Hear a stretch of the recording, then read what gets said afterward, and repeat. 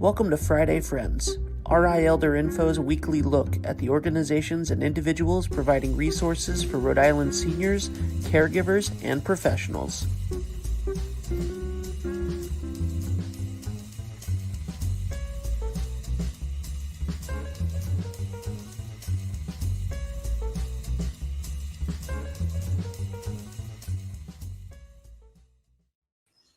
Good morning, everyone. Happy Friday. It's going to be a warm one out there, so I hope you have your sunscreen on if you go outside, although it is a little cloudy at the moment. It is supposed to clear up. I am grateful to have all of you here again for this Friday. For those of you who are just joining me for the very first time, and I know that there will be some of you, I am Deb Burton. I am the founder and creator of RI Elder Info and RIElderInfo.com. We're the most comprehensive resource for seniors, caregivers, and professionals here in Rhode Island. We are a 501c3 nonprofit. We do everything based on our donations from the community. That $1 that you spend grabbing your coffee can actually make a real big difference for us nonprofits out here. We are also funded by our very generous sponsors.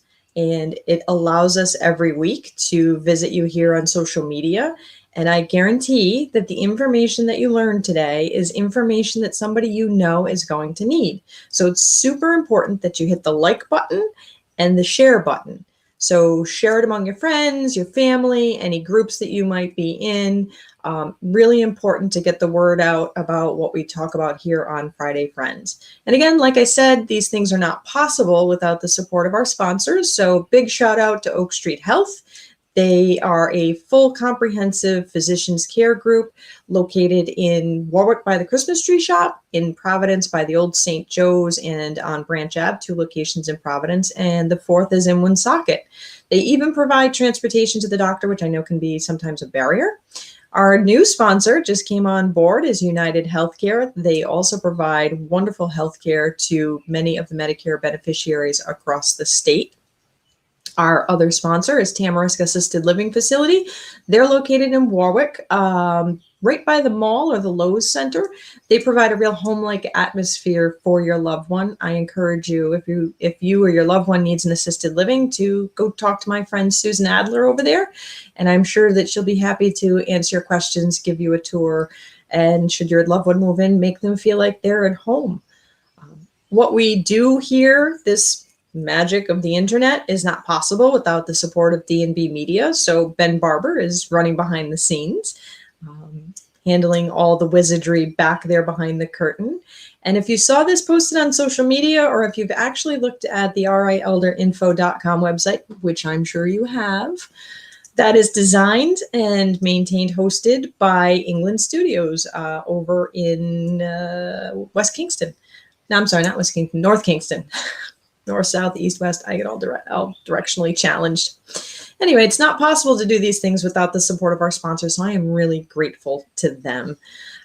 This week, in this entire month, we have dedicated our Friday Friends to mental health, and May is Mental Health Awareness Month.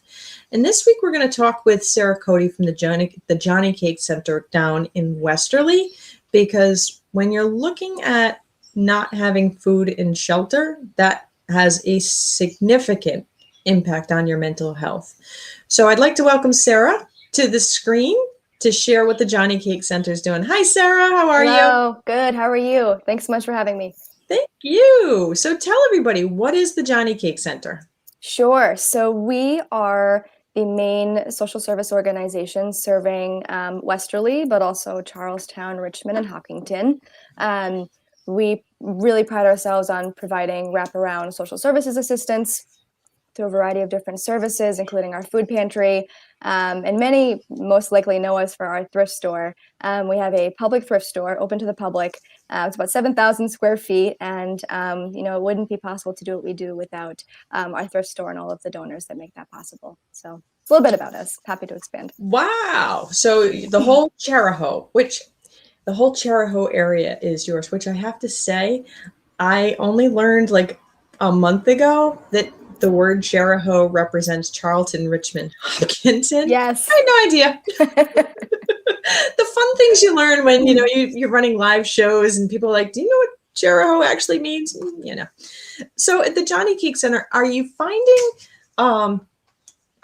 that there are a lot of people who are cleaning out their homes, downsizing, etc., and bringing products to your donation center so that people can, then I'm assuming, we can come down and purchase some really cool stuff? Absolutely, yeah. So we tend to see sort of a seasonal ebb and flow throughout the year, especially spring cleaning, of course, is a busy time of year for our donation area. But yeah, so the way that it works, our thrift store is filled completely with items that are donated from the community. We have all sorts of items, including household items, clothing, crafts, art supplies, furniture. We have a whole book room, electronics. We have a whole kids room. We have a real large array of items that are available, and each one of them was donated from the community. So it's a very big part of what we do, and we're very grateful to the local area for doing that for us.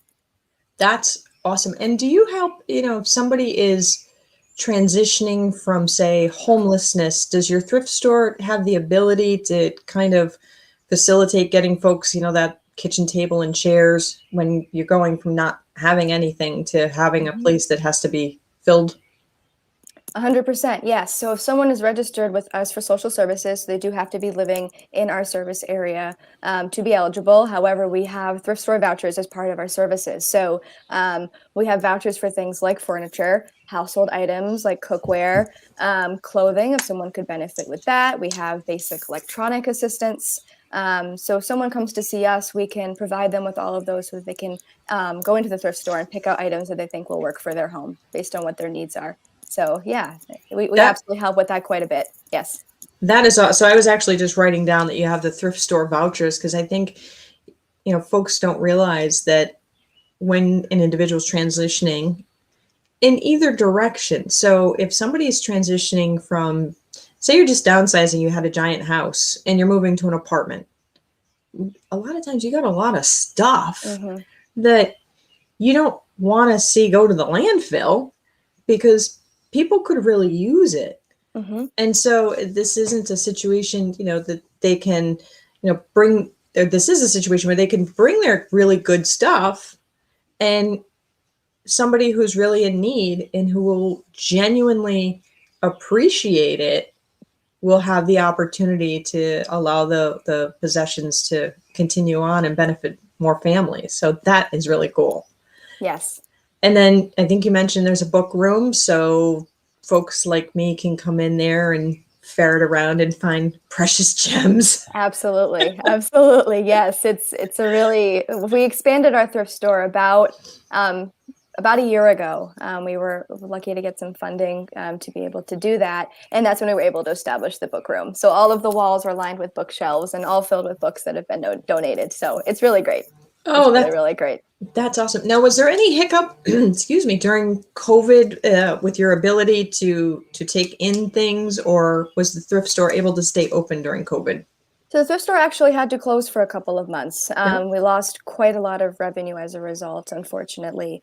We reopened around, I want to say, Memorial Day last year, so just about a year ago. So I believe we were closed for about 2 months. And then, since that time, we've had to change our operations substantially to make everything still safe and possible. And kind of slowly, incrementally expand things and follow all of the guidance that we receive from the state. So it's shifted over time, but we are certainly taking donations and have been for quite a while. That's awesome. And you mentioned that you have a food pantry? Yes, we do. Who is that open to? That is open to our clients. So that is, again, Westerly, Charlestown, Richmond, and Hopkinton residents. They register with us typically, and then they are able to access our food pantry every 30 days. And they get a full week of food as part of that. For their household. So it's considered about 21 meals per individual that they receive when they leave in terms of groceries. And we offer frozen meats, fresh vegetables, dairy products, as well as non-perishables. We work with everyone individually to ensure we're accommodating any special dietary restrictions or allergies. Operations are still a little bit different, of course, with COVID. We used to have a model called Client Choice, where someone could enter our pantry and shop through the aisles like they're grocery shopping. We unfortunately had to suspend that for a while for safety reasons. But we've put a lot in place to ensure that we're still able to work with each family individually and provide them with food that they are going to be able to use. And yeah, works for the household. Yeah, that's awesome. And did you find, I'm hearing a lot about the increase in hunger and food insecurity. I think we hear the term food insecurity, but we don't really connect with what that means on a personal level. What are you seeing more families use it, individuals use it, older people use the pantry? Yeah, so we really provide families, across the lifespan. We do certainly service a lot of older individuals, perhaps those living independently in subsidized units in the area. We also service a lot of younger families, perhaps with children, but really anyone in the area that feels they could benefit from our assistance, we're happy to help. And over the past year, I would say it's been very interesting. We've definitely had moments where it's gotten, much more of an increase. And we've also seen things plateau a little bit too, sometimes in tandem with federal assistance. So it's been very interesting. We've also had a lot of new families reaching out because they've found themselves in positions for the first time they've never been in before, perhaps due to unemployment or other reasons. So we always try to do our best to work with them and match them with resources and support them the best we can. Yeah, I think a lot of people don't realize the domino effect that when the schools are not open for the children to go to, the parents can't go to work. And or some businesses were not able to accommodate a 6-foot physical distance. Yes. And so folks who are doing fine all of a sudden aren't. Yes. I had someone, I would say very insensitively ask, why is it a homeless person is driving a car? Shouldn't they invest their money in, rent? And the answer that I came back to that comment with is you can't drive your house or apartment to work. We don't realize that many people who are homeless, who are hungry, are actually employed. I think that there's a lot of prejudice and stereotype around what hunger looks like. And hunger can look like your grandparents. Yes. So are there any unique things that people wouldn't maybe come top of mind that the food pantry could use? I know people think pasta and peanut butter. Those are big hot ones, pasta sauce. Yeah. But other things? Yeah, a couple of things that I think often come up around that are things like spices, say salt and pepper, maybe olive oil, kind of different cooking oils and things like that. Also condiments overall. So ketchup, mustard, pickles, all of those kinds of things as well are certainly items we may not see as much of, but our families always love to receive when we have it available. So we're always That's happy awesome. to receive it. Yeah. And does your food pantry include anything for folks who might have pets?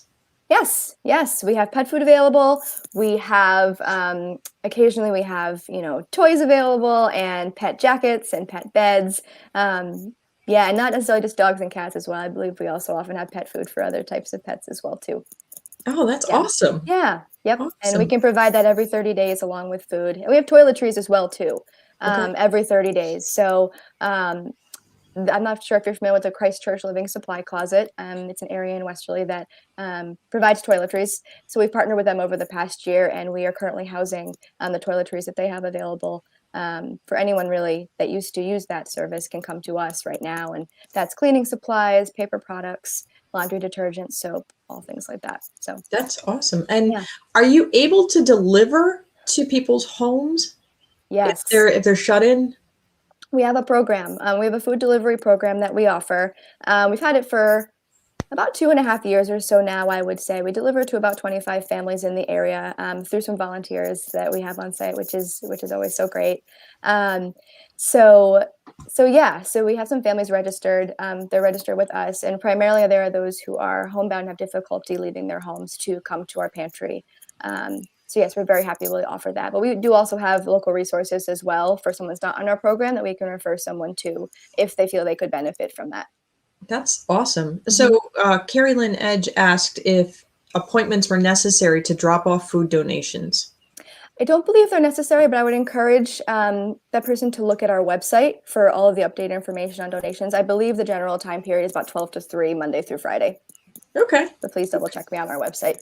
Okay. Yeah, because there's only so much time in the day. And when you're running a nonprofit, there are other things that pull at you. Yeah. Tell me what else is happening in the Chariho region for older adults. What else are you involved in? Sure. So as part of our social services, so we are the social service organization really for Westerly. The town does not have a social services department. So we really kind of step in and provide those services. But as part of what we do, we really like to partner with other organizations and work groups and committees in the area to establish new programming, just work with others to explore different areas of need, such as transportation, housing, things like that.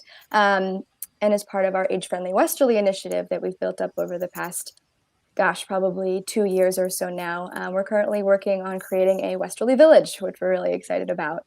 For anyone not familiar with the village model, it's really kind of this community of mutual support that assists primarily older adults to age in place in their home.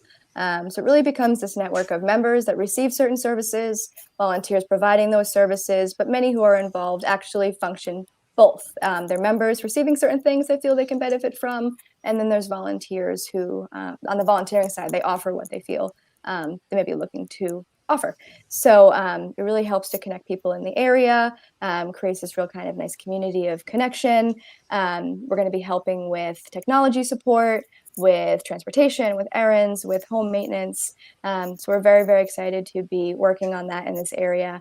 And we're hoping to launch in the next couple of months. So that sounds absolutely amazing, because so often it's the little things that we need as we age that gets folks tripped up, sometimes literally. So for your village model, is it subscription based? Is it open to everybody? How would that work? Sure. So we have partnered with the Village Common of Rhode Island, which is a nonprofit in Rhode Island that really supports local towns with developing their own villages. I believe there's already villages in Edgewood, and there's one in Providence. I believe Barrington as well. And so we work with them, and if someone's interested in becoming a member, yes, they would sign on. So there is a fee, but it is really based on what someone feels works for their family situation. So it's not necessarily three different levels to choose from, as it was in the past. They changed it about a year ago, which I think is so fantastic, to make it so that you pay what you feel that you can afford. And that helps to keep the Village Common going in terms of helping to provide, connect people for services and things like that. Right now, because it is still so new, we are planning to open it primarily to Westerly residents at first, but we are hoping over time to expand that as we grow. Awesome. Wow. So there's a lot going on in Westerly. Yes. And Charlestown and Richmond and Hopkinton. What made you get involved with this? With the Jonnycake Center? Yeah. What drew you to this? Yeah, so I've been with the Jonnycake Center of Westerly just about 3 years now. I have my Master of Social Work degree from Rick. And when I Rick alumni. Yes, oh awesome, yes. It was a great program. It was fantastic to be a part of. So I graduated from there, and I knew that while I was in a social work program where many become clinicians, I knew that wasn't necessarily what my path would be.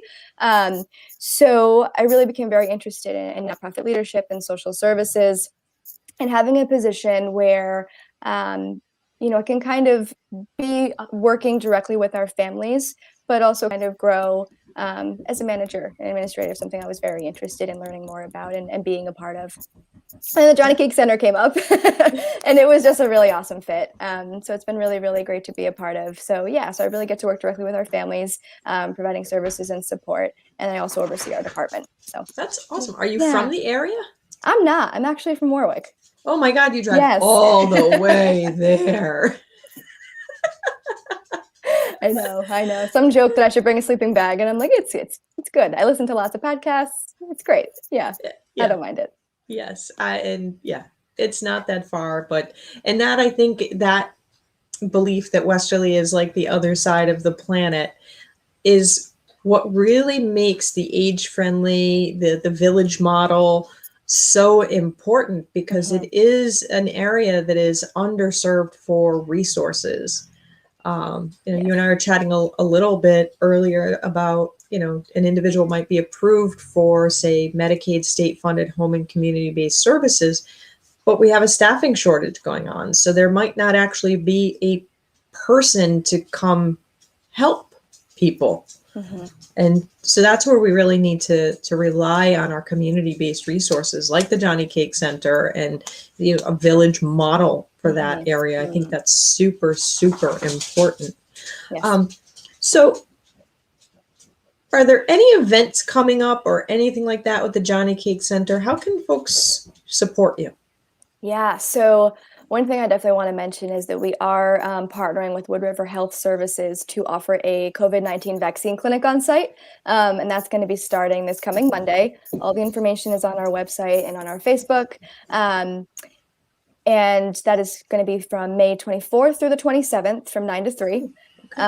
It's going to be registration or walk-in. There is an opportunity to get an appointment ahead of time if someone would prefer that.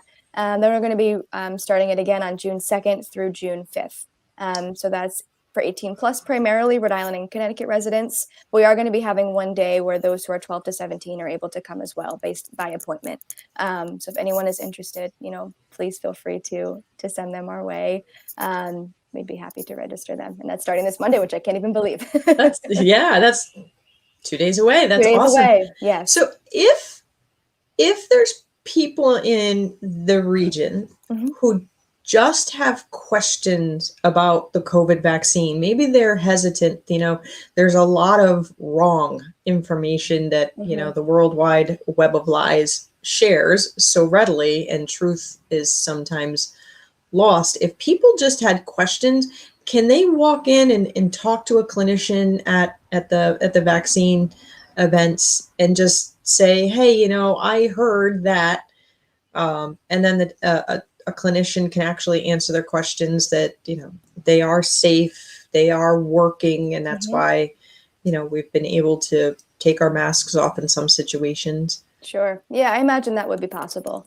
Absolutely. Good. Yeah, because some folks might want to drop in, ask the questions, think about it. Yeah, and that's completely fine. Yeah, so we're happy to answer any questions and any concerns, or we're happy to help any way we can with that. That is super, super important. So is the Jonnycake Center a nonprofit? We are. Okay. And so how can people help you? What would be helpful?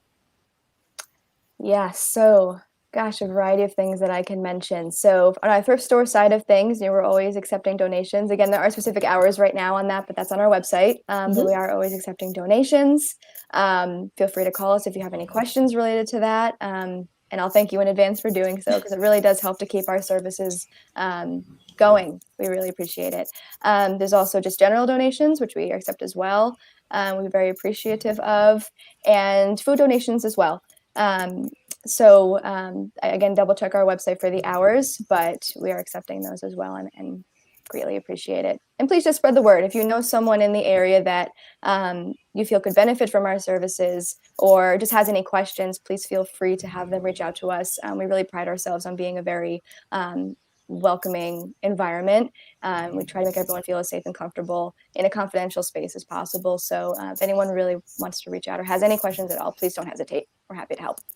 Excellent. Do you offer or partner with any organizations that provide mental health resources? Yeah, so we do some different things in the area. There's Gateway Health Services, so perhaps we'll send people that way. We really are we don't necessarily provide mental health services on site in our facility. However, we have a great network of referrals and things we provide in the area, including some individual clinicians. That's awesome. Yes. And taking the stress of not knowing where your next meal is coming from, or having the ability to connect with a social worker such as yourself to figure out what are housing options, that can give folks a tremendous sense of peace of mind. Yes. That they don't have to go it alone, that there is help available. There's food available. I'm sure you connect people, with shelter systems as needed. So that's, that's really important for folks to hear. But to do your good work, you need folks who are willing to donate their gently, nicely used household items for the thrift shop, because it's a revenue generator for you. But you also give back to the community. So if somebody's recovering from homelessness, I'm not sure that's the right word, recovering, but if somebody is transitioning from homeless to housed, you help them actually get their furniture as well from the thrift shop. So that's really cool. Yeah. You have food, including meat and dairy products, which I know a lot of places are not able to provide that. It's usually, non-perishable goods. So that is awesome. Yes. You could use the condiments. So the ketchup, the mustard, the mayonnaise, the Miracle Whip, the salt and pepper, and garlic salt and lemon and pepper seasoning and all those fun things. You could use those kinds of donations, doggy and kitty stuff, and others, I suppose, birds and reptile stuff too. I'm not really sure how big that need might be, but I'm sure there's folks who have reptiles too who need help. Snakes need food too. Yes, they do. So that kind of support. And coming this fall will be the village model for Westerly. Yes. That is so cool. Yes. And if anyone has questions about that as well, please don't hesitate to reach out. We have been recruiting members and volunteers. So if anyone has any interest in either side of that or both, please don't hesitate to reach out. We're happy to talk to you about it. That is awesome. So I just have to give a shout out to Ben, who's running behind the scenes, for connecting me with you. I saw someone from Jonnycake Center on one of his shows and said, "Oh, I've got to talk to them. People need to know more about them." So Sarah, I'm really glad you were able to come on today. This has been awesome. It has. Thank you so much for having me. Yes. It's been great speaking with you. Thank you. Have a great day. You too. Thank you. So everybody, as you know, food, shelter, resources, those things are all really important. We all know folks that are downsizing, moving. We got a lot of houses selling. And I'm sure that you've got some really cool stuff that you don't want to see go to the dump. Consider bringing it to the Jonnycake Center for their thrift store. They're doing good stuff with it. The money that they're making from selling those possessions are going back to feeding and housing people. You can't get mad at that. So I really encourage you to reach out to the Jonnycake Center if you're in need. And if you have the ability to donate, whether that's finances or fluffernutters, please make that donation. It's really important. May is Mental Health Month, and food and shelter, when you don't have it and you're in need, that can really wear on you. And we want to make sure that we're reaching out and we're helping all of our fellow Rhode Islanders to the extent that we're able. So I thank everybody for joining me today, and I look forward to seeing you next week. Don't forget, hit the like button and share this information out, because there are lots of folks who need it. I look forward to seeing you all next week. Bye-bye. If you liked this video, please follow us on social media and subscribe on YouTube. For more information, visit rielderinfo.com or call 401-585-0509. If you have any questions, email deb@rielderinfo.com.